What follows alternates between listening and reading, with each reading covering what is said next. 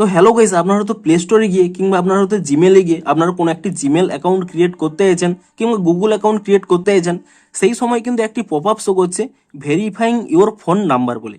এবং আপনারা যখন এখানে এই ভেরিফাই অপশানে ক্লিক করে নিচ্ছেন তখনই কিন্তু এরকম একটি পপ আপ চলে আসছে, this may take a few moments. কিন্তু এখানে কিন্তু লোডিং নেওয়ার পরে পুনরায় কিন্তু এই অপশানে কিন্তু ফেরত চলে আসছে, অর্থাৎ পুনরায় কিন্তু এই পেজটি ওপেন হয়ে যাচ্ছে। তো আপনাদেরও যদি এই প্রবলেমটি হয়ে থাকে, কি কি কারণে এই প্রবলেমটি হচ্ছে কিংবা এর কি সলিউশন রয়েছে সেটাই জানাবো আজকের এই ভিডিওটিতে। তাই জন্য কিন্তু পুরো ভিডিওটি অবশ্যই দেখতে থাকুন। তো তার আগে ভিডিওটিকে অবশ্যই একটি লাইক করে দিন এবং এই চ্যানেলে যদি আজই নতুন এসে থাকেন এখনই চ্যানেলটিকে সাবস্ক্রাইব করে রাখুন এরকম নতুন নতুন ভিডিও দেখার জন্য।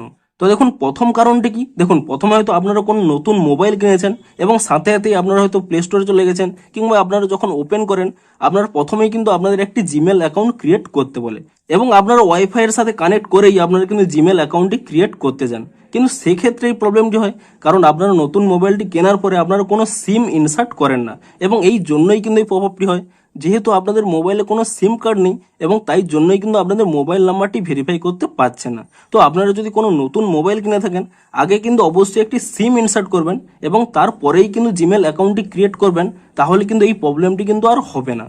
তো এটি হলো প্রথম কারণ, যে কারণে কিন্তু এই প্রবলেমটি হয়। দেখুন আপনার হয়তো নতুন মোবাইল নয়, আপনার পুরনো মোবাইলে জিমেল অ্যাকাউন্টটি ক্রিয়েট করতে গেছেন।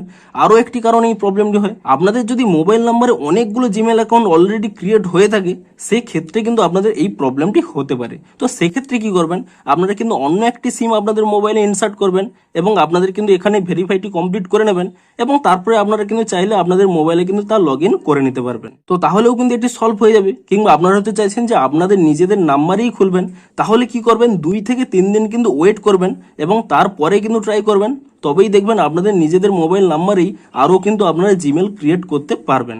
এবং আপনাদের হয়তো মোবাইল নাম্বারে অনেকগুলো জিমেল অ্যাকাউন্ট ক্রিয়েট করা রয়েছে, তবুও আপনারা চাইছেন আরও জিমেল অ্যাকাউন্ট ক্রিয়েট করতে। তার জন্য কি করবেন, দেখুন অনেক সময় কি হয় আপনারা হয়তো অনেক জিমেল অ্যাকাউন্ট ক্রিয়েট করে নিয়েছিলেন কিন্তু এই মুহূর্তে আপনাদের মোবাইলে কিন্তু তার লগ ইন নেই।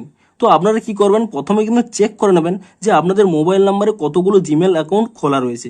তো আপনারা ইজিলি কি করবেন, যে সমস্ত জিমেল অ্যাকাউন্ট এখন ইউজ করেন না তা কিন্তু পুনরায় এখানে লগ ইন করে নেবেন এবং পার্মানেন্টলি কিন্তু ডিলিট করে দেবেন।